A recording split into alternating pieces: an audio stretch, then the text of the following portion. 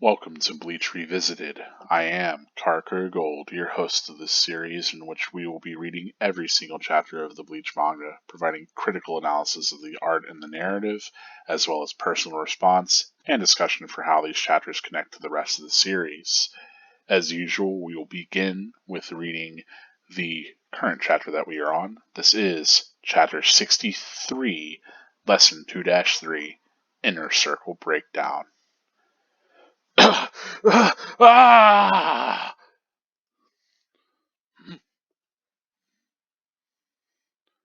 Check it out. He's turning into a hollow. I'm taking preemptive measures. Wait. Mr. Kisuke. Look at him closely. Ordinarily, when a whole becomes a hollow, the spiritual body bursts into pieces and rearranges itself. But he's not following the usual pattern. The mask is coalescing while his body is still whole. That's a sign of his resistance. There's still a remote chance that he can become a Soul Reaper in time. Let's wait a little bit longer until his transformation is complete. Just a bit longer. Can you hear me, Ichigo? Bleach, Chapter 63, The Inner Circle Breakdown.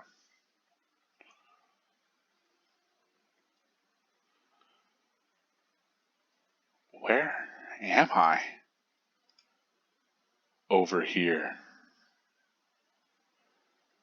Who are you?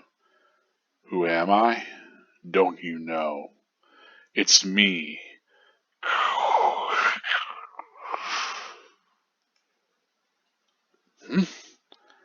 I didn't catch that. Oh, it still can't reach. Too bad. How many times do I have to shout for my voice to reach you?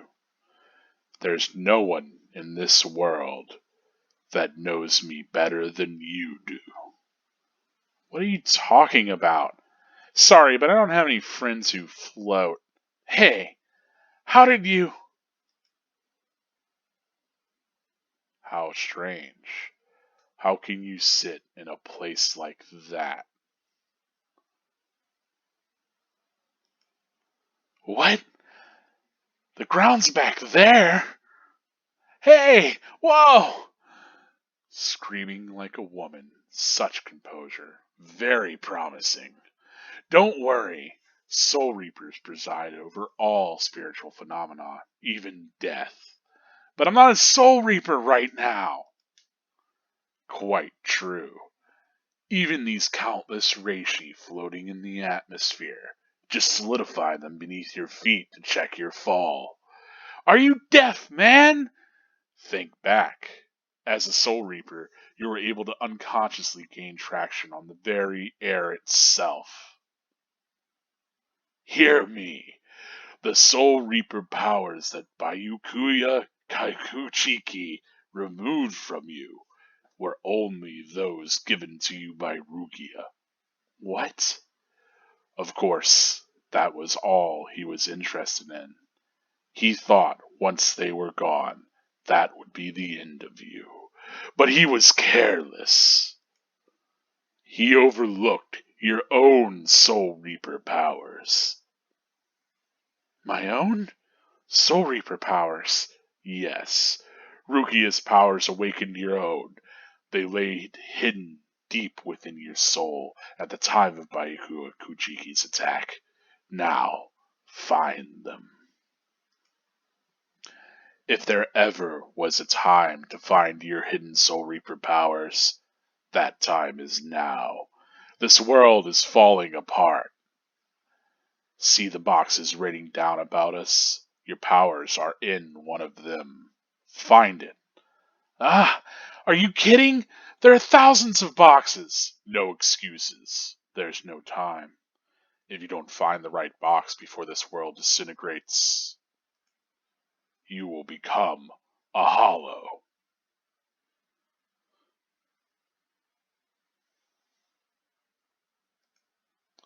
What am I supposed to do? How can I find that one right box out of all of these? It's impossible. What can I do? I can't even sense the spirit energy as I am now. Wait, you said something like that once. You? How did he figure out I was a Soul Reaper? No. I wondered how he was able to detect a Soul Reaper's powers. Did you even know? He said something, but what? What was it? Did you even know that a Soul Reaper's Reiraku is different color? It's red. That's it!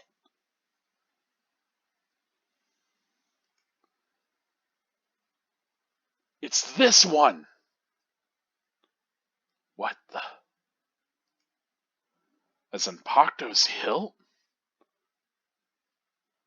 Good. You found it. I hope next time my name will reach your ears. Are you? Could you be? What are you waiting for? It's collapsing. Pull me out. Quick!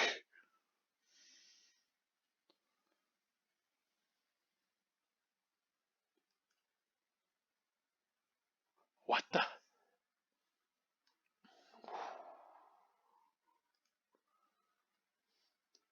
I wonder how Ichigo's training is doing. You're daydreaming. Give me that sausage. I must consume it. That's her third lunch today. Is it healthy for a girl your age to eat so much?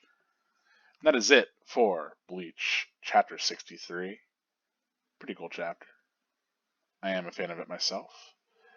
Let's get back to the beginning of it, and we can talk about this chapter. Get into the art and the narrative, talking about how both of those kind of move the chapter along, what they offer, and what we can get out of them. Ooh, excuse me. So, I like here that we get like this like little last vestige of his spirit chain kind of being eroded away as this like screw kind of comes out of his body. It's kind of wild, but we clearly get Ichigo with this the hollow hole, and we see him spitting up that mask from before, that very visceral sort of you know, kind of coughing out that mask, right? The idea is that the mask is as we saw before, that it's made up of the remnants that were inside of you that you've lost from your heart, and that you are now using to shield your identity and mask your raging id, right? So here we get Ichigo undergoing that, and we get to start to see his mask. Of course, we get reminded that Tessai is in this hole with him the entire time, ready to react as he hollowifies. Of course, it's nice that he's bound up. He's just very able to get in there, out of there at the last moment. And I like that we get this close up of Ururu as she then braces her fist like she's going to fire it like a cannon. You really have to wonder what Ururu is going to do here, right? That we kind of cut here to like, I'm taking preemptive measures, and I wonder if she's gonna like shoot like a laser out of her hand. Like, you have no idea, and I think that speaks towards a little bit of maybe what's kind of going on with Ururu, where we've been constantly surprised for her. So her going into this motion, where she flips up her fist and she's like holding it like she's about to fire a gun. You have to really wonder, like, is she gonna do some sort of keto? Is she like legitimately gonna fire her whole arm at him? Like, what's going to happen, right? Regardless, we don't actually get to see, which is unfortunate because I am really very curious what Uru's plan was here. But Kisuke tells her to wait and watch, and that we are reminded of what I did bring up previously, that we have seen a hollow become a hollow before. We've seen a hole undergo hollowification, and so we know what this process looks like. That it the body literally explodes out, right? The spiritual body explodes, and then it repieces itself, um, comes back together as its hollow body, and then it's still got the human face on it, but then it spits out the mask. But clearly, Ichigo's not doing that in that same order, and the reason that Urahara gives for him is that it's a sign of his resistance. So Earlier I speculated maybe this could be because of the Shattered Shaft, because of the specific training, because of this holification being abnormal. And that still could be the case, right? Because, I think someone's less likely to resist holification if it's happening over, years, right? Over months, whatever the case may be.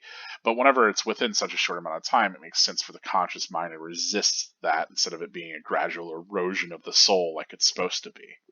So, I think Ichigo is definitely in a place of resistance, and especially so being put into this kind of place that he's given a very clear goal of like escaping the shaft or becoming a hollow, and that he has this thing to fight against. So it still makes a little bit of sense, but I'm going to stick to my guns on my reading here. But I do like that we get the mask kind of like flaying out over him, that we get this whole side of Ichigo's face with the mask. I think his mask has really cool design to it too.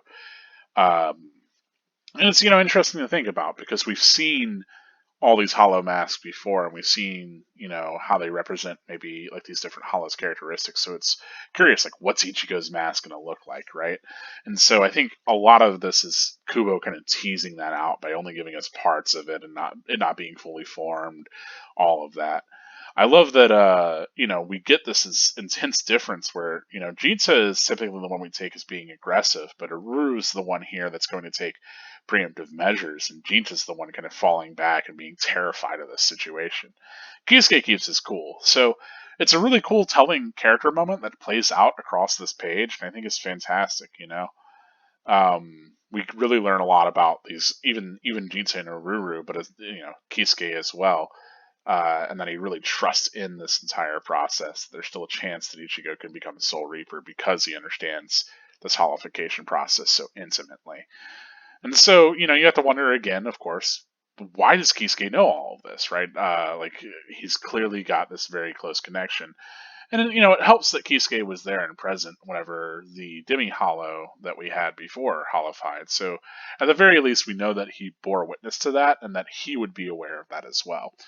The fact that Kisuke didn't seem surprised at all by that, and the fact that even Rukia kind of knew the process of holification, speaks towards the fact that maybe, it's kind of common knowledge how holification works.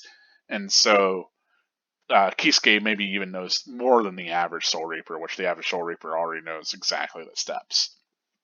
So it's kind of cool to speculate a little bit on that, but definitely that Kisuke is kind of knows a lot more than he's let on for sure. I like that we get these kind of intercuts here where like we're closing in on this hollow hole of his, we're closing in this darkness, and we have these bits of black here, and then the final panel that we get that sort of all black background, and then we go into this sort of inner world, right? So this isn't flashback, but it is all black paneled. It's also kind of wild that this also takes place during a entire chapter cover too. This isn't the only like we've had chapter covers that have served as actual pages for the manga as well before, but it's cool that this kind of interstitially kind of goes in here, and really kind of breaks the format of what we expect, because this is a literal moment in the manga that breaks the format of what we expect. I like that we get all these sideways kind of like buildings, right? So if we're to take this as like Ichigo being like inside of his consciousness or in some sort of inner world, um, we're to assume like what does this represent about Ichigo or what's going on here? Like obviously Ichigo is currently in like this moment of tumultuous like sort of upheaval. And so him being in literally like a world that's flipped upside down, that's I think that's what it's mostly meant to be reflective of, right? I love that, of course, we get this other character here, and this is, of course, the character that we have on the cover of the volume. We have yet to learn his name, but he is a cool fella. Sunglasses here. Um, as he introduces himself, and I love that we get this like kind of censorship. I didn't know how much I could, emulate the censor kind of crackle like that, like But I think that's the idea that like he's trying to say his name, but Ichigo is not able to even like hear it, right? That it is censored. That Ichigo doesn't have this connection to whatever his powers may be, so he can't really understand this. And so we have to we have to kind of take this character as being some connected to Ichigo's powers in some way, right? I do like that, we get this voice coming from behind, and then we see Ichigo from behind, and he looks over, and we read this page as like looking over. I think this is fantastically done. Like that over here, Ichigo looks over, we look over as well. That really works, and I like this back and forth between the two as we get our first looks at this character. Aside from the volume cover, but were we reading this weekly, this would be our first introduction to him. Of course, I like that he goes to stand and, comes to this kind of conclusion of like, how much does he have to shout for his voice to reach him? So clearly this is someone that's been trying to reach out to Ichigo for a while, right? And if we remember from everything that Renji said, right, that you learn your Zanpakuto's name, right? That's clearly a big facet of being a Soul Reaper. And so this may be connected to that. And we know that names are significant within Bleach, right? This idea of calling out to your powers. And so if this character is meant to represent Ichigo's power, the idea that, he's been trying to reach Ichigo, that he's been trying to shout his voice to him, that Ichigo doesn't know his name, doesn't know the name to call out to, that's significant, right? That he hasn't even realized the full extent of his own powers. I like that, of course, there's this idea of like, there's no one in this world that knows me better than you do. And it's unclear if he means like, in the entire actual world or in this inner world where obviously only Ichigo and him exist. But I gotta imagine he means in the whole world that Ichigo has this closest connection to this entity that probably represents his powers, right?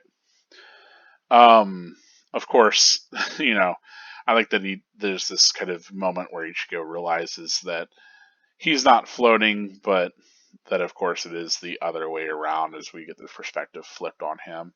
I really love this shot of the sunglasses guy looking down at Ichigo as we realize that Ichigo is in fact on the side of a building. And we immediately hop into this moment where he's falling, and so then this other character is kind of falling along with him. And I like that, it reminds him, like, look, you preside over all spiritual phenomenon, even death, right? And he's like, even though Ichigo protests that he's not a Soul Reaper, he's like, look, all you have to do is just, solidify the reishi beneath your feet, and then you'll be able to stand on them. And as a Soul Reaper, you're able to unconsciously gain traction on the air itself, right? Ichigo remembers that happened during the fight with Acid Wire. And so it's really cool that we're calling back to a specific moment that happened, because that does stand out. Whenever that happened against the fight with Acid Wire, it's like, wait, is that just a Soul Reaver power that you can just like stand on thin air? And it's like, well, he wasn't even conscious of that. And so I really like the way that this moment is brought up, because it's something that's easy not to even think about, but definitely happened. And I love that it's shown here, like in the kind of splay of Ichigo's hair, like in his mind. Just the way that this panel is set up works really well for a flashback panel. I like that it's not just the panel from before, not just like a copy paste job, but that we actually have it worked within the shading of Ichigo here. I think that's really cool. And so we get this kind of insistence that Byakuya only removed the powers that Ichigo was lifting from Rukia, but that Rukia, once she awoke his powers, Ichigo also had his own Soul Reaper powers there too. He just wasn't cultivating those, right? I like this very intense look that we get. We go from, and this is yet another, Kubo classic, right? We got this with Urahara, and we get this from a lot of these kind of serious mentor sort of characters. Are these characters that have these flashes of seriousness, right, where they're enshrouded and we see their eyes in these really intense moments. And so you can do that with the shadows cast over Urahara's face and the hair and the cap. But then also here with the sunglasses character, you can do that by just revealing his eyes here and there by seeing through the sunglasses. So I think that's fantastic stuff. And of course, yeah, Ichigo had his own Soul Reaper's powers like overlooked, which I think that's a really cool realization. I like how startled Ichigo is and breaks this page. And I also like that we're descending here, so it really sells this kind of movement down page. I like him flipping and kind of bracing himself. It's all good stuff. Just kind of visually helps us move down the page, but also really sells this moment. And of course, it's kind of cool because we ourselves probably consider that Ichigo only had Soul Reaper powers because of Rukia, right? We thought, oh, he was just using her powers, but he wasn't using his own. And so it's kind of interesting to see that isn't the case. That in fact he did have his own powers all along. And so he just has to look deep within his soul to bring forth these powers, right? Which is pretty cool. But it begs the question of like, can somebody really be born with Soul Reaper powers? How latent are they within anyone's soul? Are only spirits able to awaken to Soul Reaper powers? Because if it's a thing that you're born with, then just not everybody can become one. And the fact that there's an academy leads you to believe, like, well, obviously this is something that we train and work towards. So I think everyone has the capacity for them. It's just that Rukia's powers help to awaken his own, right? That he's already nurtured these powers to an extent before.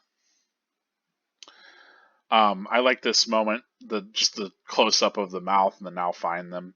I think that's great stuff, and I really love the way that this character looks. I think the really long hair, the kind of mulleted look. Obviously, cool characters in Bleach all get mullets.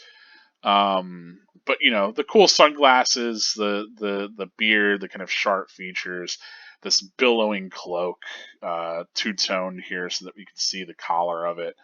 It's really cool. And of course it gets very cool boots too. I think overall this character is meant to look really, really cool, and serves as a pretty neat character to guide Ichigo along. And so, yeah, here his entire world is kind of falling apart. It's kind of disintegrating into all these boxes that are raining down, and that his power is hidden within one of these boxes. So the idea is that this is very much a representation of his soul, right? That it's his entire self is being eroded because he's losing himself to his hollow side, right? And so somewhere within some fragment of his soul and within one of these boxes are those powers that have been not sealed away, but that are a minor fragment of himself, right? And I do think this is another really cool moment where, Ichigo's trying to figure out which box is the right one, how he's going to find it. Of course, I love this reminder from Sunglasses Man that, should he not, he will become a hollow. And we get this kind of very serious moment. I love that we look down from where he's looking. We get Ichigo. We get this zoom out of Ichigo falling into this void. He plunges into it. And it's a fantastic moment as he's kind of underwater and he's sensing, what he should possibly do. I wish these cubes were maybe drawn a little bit more uniform. They're kind of all over the place, but I don't find as much fault with that. I think it adds a little bit to this moment. I like that you can't even tell with some of the stuff in the background it's meant to be the cubes or just bubbles of water or what. I like the way that this bubbling is done, kind of not what you expect, but pretty effective. And I like that Ichigo's trying to remember what Uru said, right? This idea of sensing spiritual energy, and then he's having these sorts of flashbacks, and it's getting intercut here. I think that's especially Ichigo being kind of frustrated, like what was he even talking about, and then recalls that. And I love that the recollection comes at the top of this page. I think that's really cool. And then Ichigo, of course, has that realization, calls forth all the spirit threads. We see all of them kind of coming down towards him. Another really great visual. I think anytime that the Reiaku get used, it's a pretty cool visual. It makes a lot of use of the space. Of course, all the line work, all the lines are directing our attention straight to Ichigo as he reaches out. And then he finds the one red one among them, which is the one for Shinigami Reiatsu, right? So it's a cool moment from Ichigo. I really love this moment that he's able to like think on his feet and kind of make this is like the decisive moment. But I love that this also comes from Uryu, right? That the only way that he's able to to actually, literally, his life is saved because he has this chance encounter with Uryu, where Uryu explains the thread for Soul Reaper's spirit is red, right? So like that's awesome that like hit through Ichigo's connection with somebody else and through his experience with somebody else he's able to remember this. It's not just like, oh, because you're so powerful or whatever. It's because he literally had this interaction and then was able to recall and make use of it in that moment. So I think this like feels like a really strong and earned moment, even if all this was just kind of constructed artificially, like the whole idea of using these threads and then using a red one to denote as a Shinigami, and so that way he can figure out which one is actually the right box, right? I wonder how much of that was figured out ahead of time. I think spirit threads being figured out ahead of time was maybe not 100%, but the idea of using the red one here was maybe more than just a happy accident. Of course, he sees a Zenpakuto's hilt.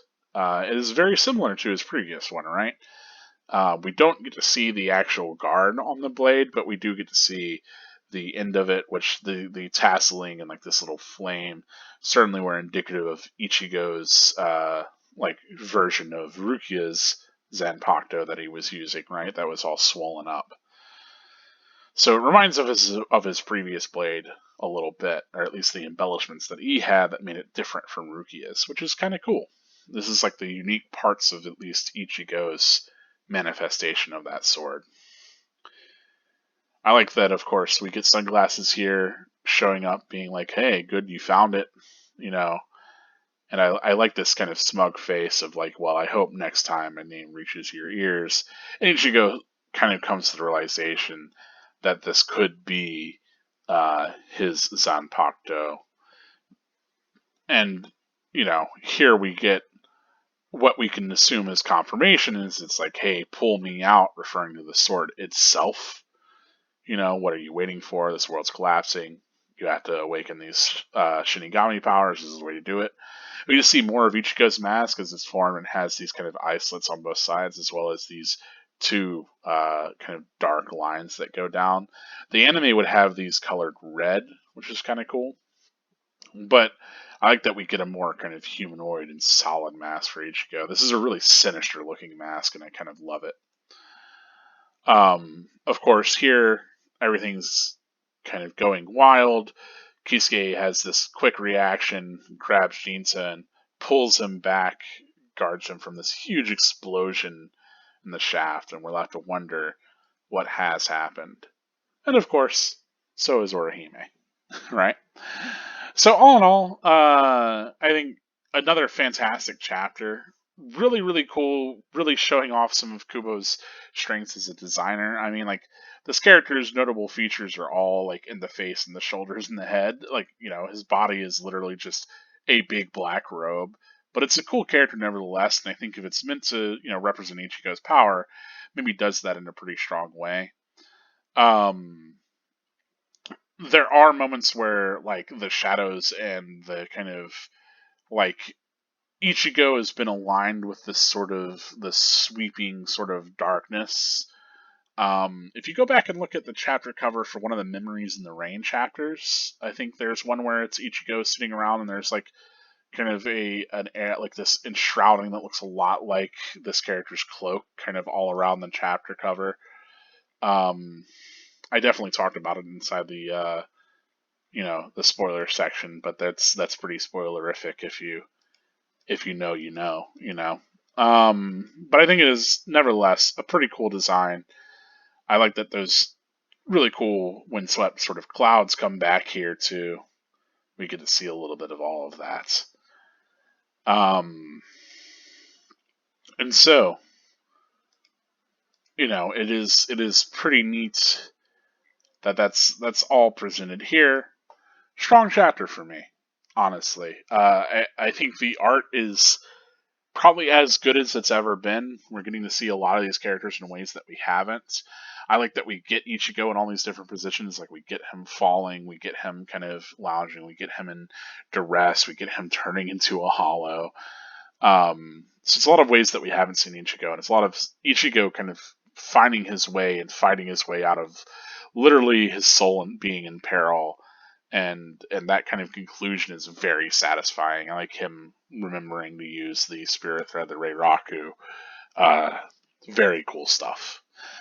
So all in all, I do love this chapter. I think it's a really awesome chapter. It's a really cool chapter to kind of grow the world of Bleach, because now we find that these characters have, you know, this inner world, and they commune with like these actual literal other entities, right? And so if we're to take that to be the case, like, you know, we can imagine like what is the inner world for someone like Renji look like, right? And what is the manifestation for Zabimaru like inside of his mind?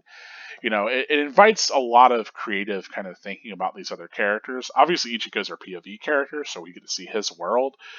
But, you know, you have to wonder, like, what the case is for all these other Shinigami or all these other characters in general, right? You know, who all that applies to. So it's a neat kind of invention that allows us to think about a lot of other things. Is very evocative, right? But otherwise, this chapter does a really good job of bringing us back from that kind of point of no return, from putting us in this real state of peril, putting us at like the point of Ichigo's soul literally being eroded down, and that he has to manifest his powers in order to save it. So that's cool, right? I think that's pretty neat. Assumably, you know, other Soul Reapers can just train to get to that point to maybe enter their inner world and find the truth of their Zenpakuto and figure out its name, but maybe that takes years and years of training, and Ichigo doesn't have that time. So he has to be, you know, kicked down the shattered shaft to get that done. Who knows? But nevertheless, it is cool stuff. I think this helps develop a lot of the characters in interesting ways, shows us these characters in a lot of neat ways. We learn a lot about, of course, Ururu, Jinta, and you know, we even get a little more from Tessai, who still stays there even as all this is kind of happening, right? So we get to see a little bit of everybody, which a good chapter will do that, right? We'll get to learn a little bit more of all these characters and see them really tested in these situations and really get a better sense of them. And so, again, as far as what this builds to, we like very smartly don't get to see what his sword looks like yet. We don't get to see the name of his sword, because that's something that's been on our mind since, you know, Zabimaru, right? So there's like a lot of this kind of like, okay, what's this going to be? X, Y, and Z, you know? We're really anticipating the chapter that is to come next. And I think this chapter does a really great job of not just having a chapter that a lot happens in, but also in building effective anticipation. And I think that's one thing that maybe distinguishes this chapter from a couple of previous ones, where I feel like it builds, those other ones build anticipation really well, but maybe not as much happens in the chapter itself. And you have to really, ultimately, I think that's where I start to weigh like individual manga chapters. It's like, you know, how much of substantial note happens in this chapter? Like, how significant are the events of this chapter? You know, both within the current kind of story, but also within the larger narrative. And obviously, these are pretty significant events. But then also you have to consider, you know, what does this chapter lend as far as building towards the larger story, right? Like, you know, sometimes there's a chapter where maybe the chapter's not as eventful, but it's really significant towards building towards this bigger story. And so, you know, yeah, maybe the events, the particulars of the events in it aren't as significant, but you still need that chatter to build that anticipation, to build up these larger kind of moments for characters, to kind of develop these larger arcs. Um, you know, I recently reviewed the Bleach movie that should be going up around the same time as this video, and I think that's one of the kind of shortcomings of the movie is that it has these cool events, but it because it doesn't have to have those other moments that kind of like build that anticipation as much.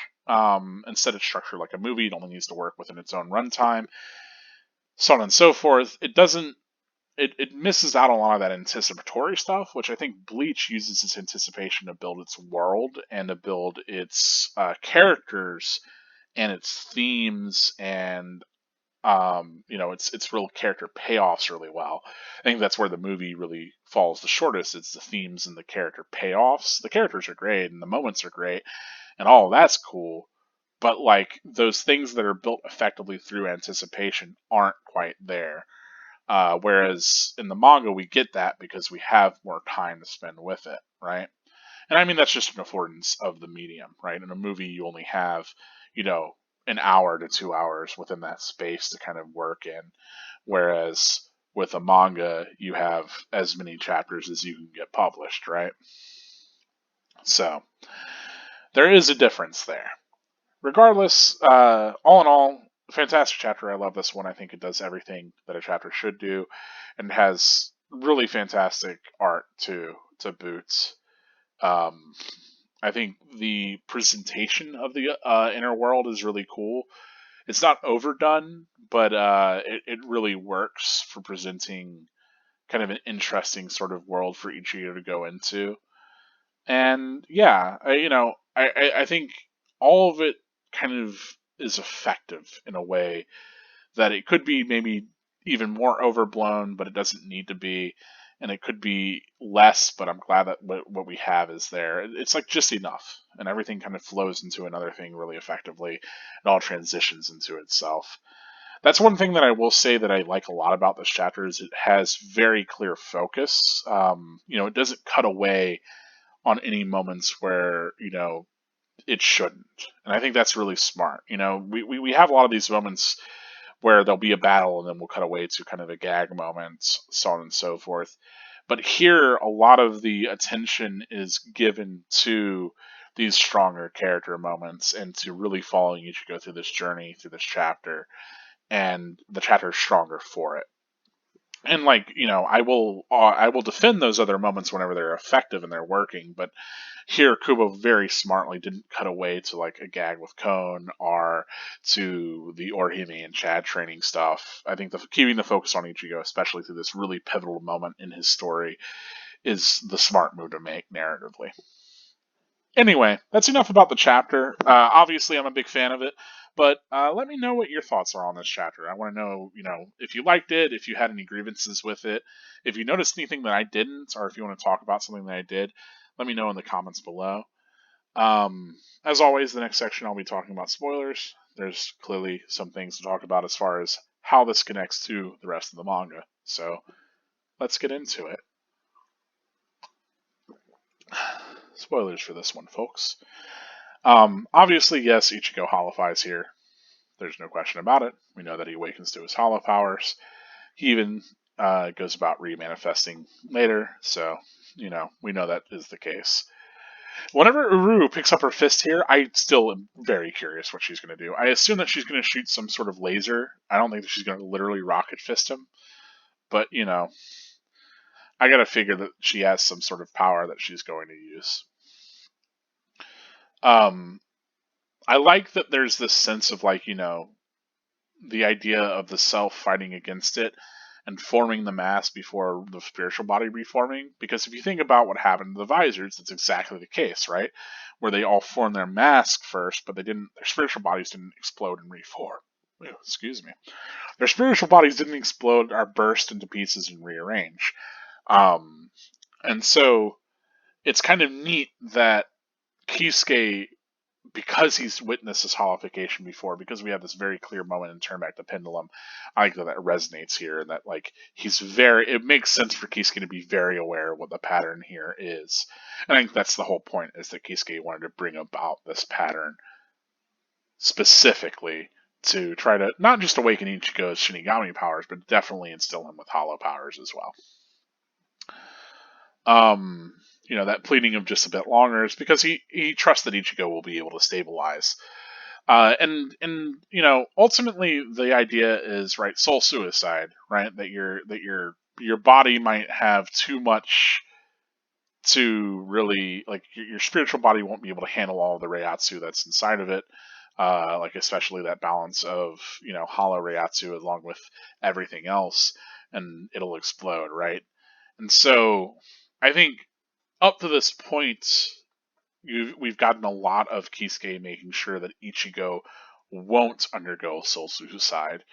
The whole bit with the Minos, everything here with like the previous training as well as this training. I think there's a lot done that like Kisuke's kind of been really focused on to avoid that happening.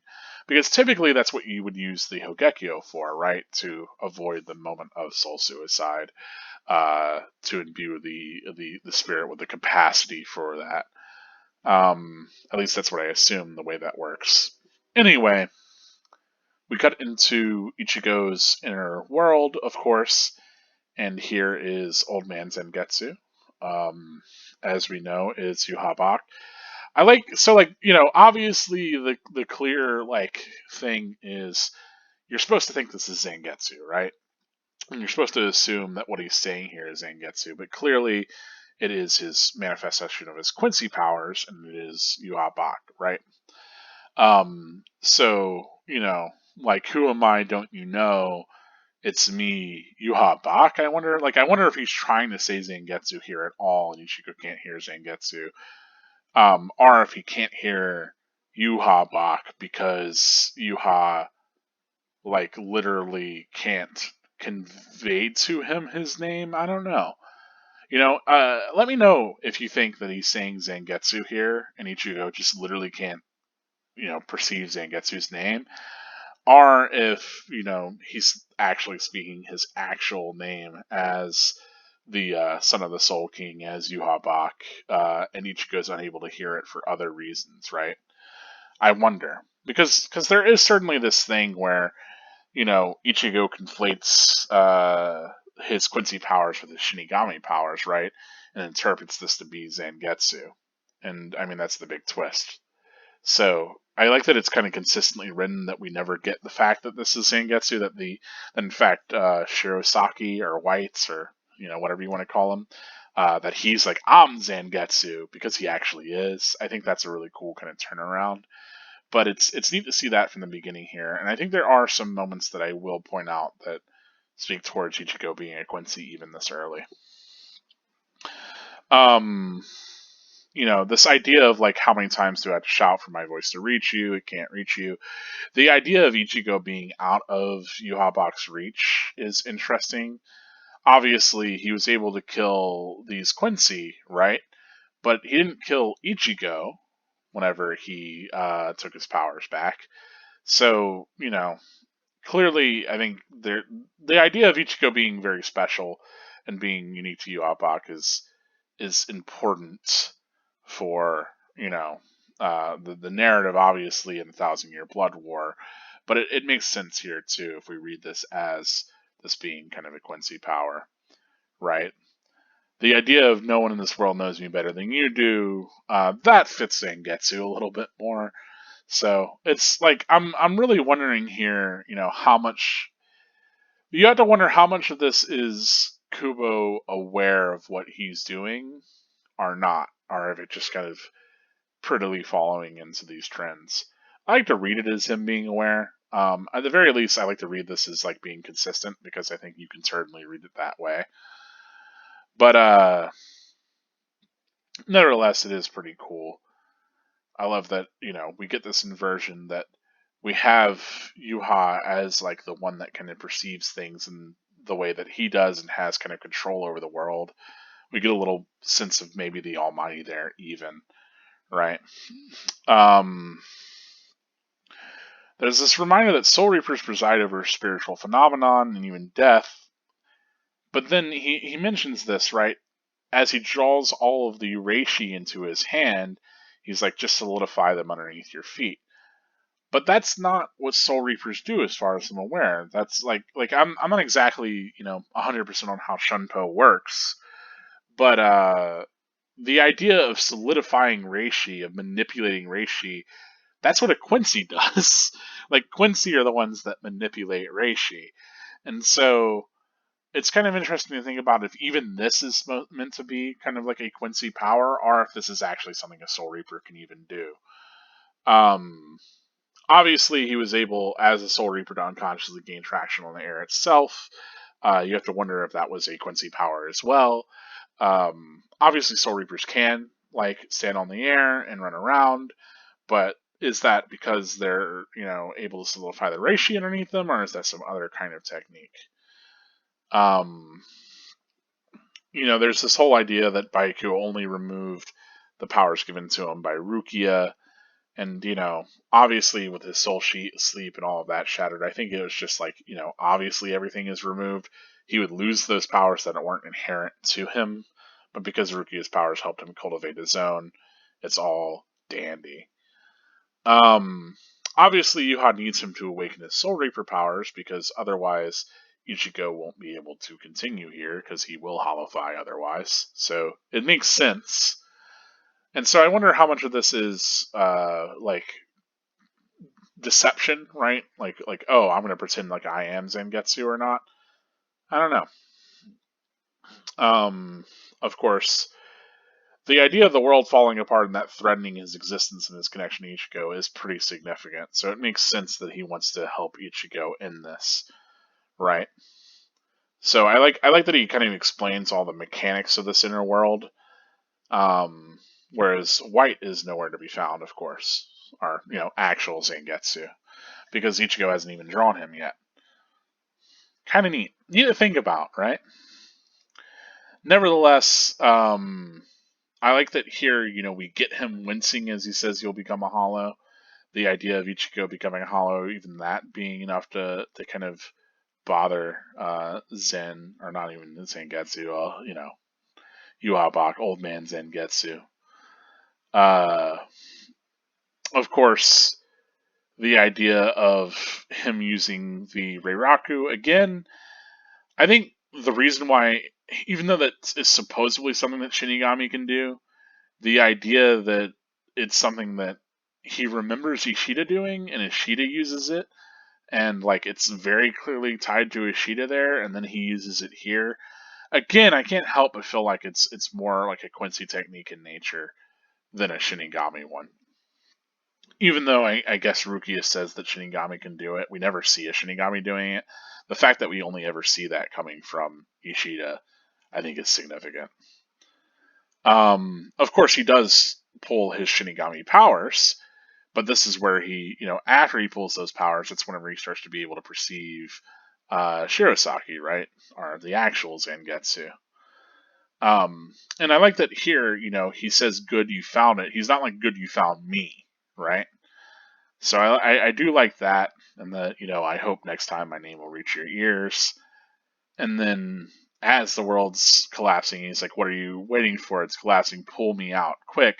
And I wonder again, if this isn't referring to the sword, if it's actually like, "Hey, actual like, pull out the sword," or if here's whenever he just decided to, you know, like to read this is like, "Pull me out," like pull me out of this world, right? Manifests, get out of here, etc. Or this is the time whenever, as Ichigo literally is like, "Wait a minute, could you actually be my Shinigami spirit or whatever, my powers, Zangetsu?" This is whenever maybe the old man Zangetsu has decided to pull this ruse. You've got to wonder. I'm curious if this is the exact moment or what. Regardless, we do start Ichigo with these two stripes. So that was one thing that I was wondering is how much those stripes tie into any significant kind of moment for Ichigo. With the two stripes here, I wonder if they're connected to the times that Ichigo's come close to death. I think that's my current maybe running theory, right? And that Byakuya has essentially put him down, and so has Tessai, right?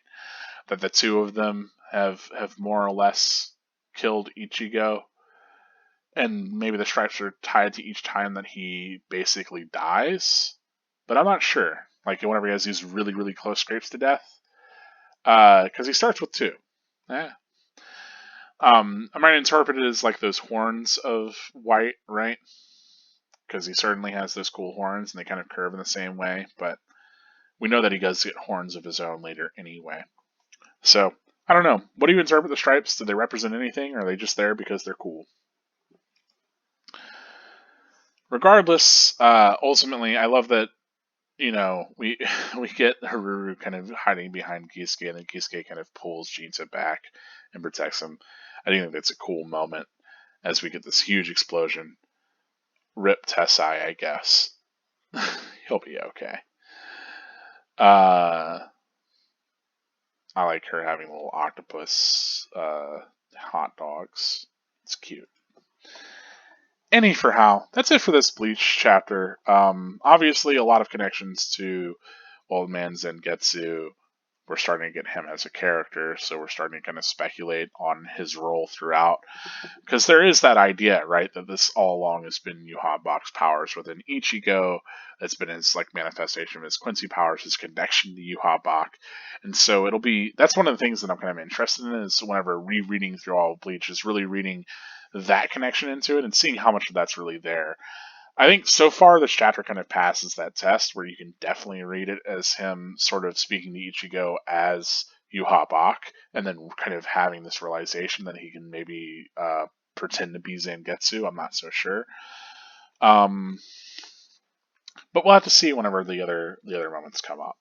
What's your take on this? As always, if you have any sort of spoilers, make sure to tag your comment as such. Just say spoilers or this comment has spoilers before you write out your comment, just so that anybody going through the comments can know, so that they don't get spoiled on something.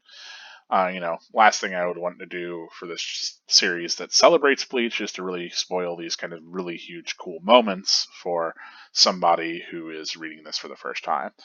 Especially with stuff with the 1,000-Year Blood War, because as you know, that hasn't been animated as of living this video, so there's a lot of people who don't know the kind of twist that happened there, and maybe might be watching this because they want to visit through all the manga before that point.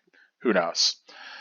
Regardless, thank you so much for watching this one. As always, this is Karakura Gold with Bleach Revisited, reminding you that spirits are forever with you. Stay gold.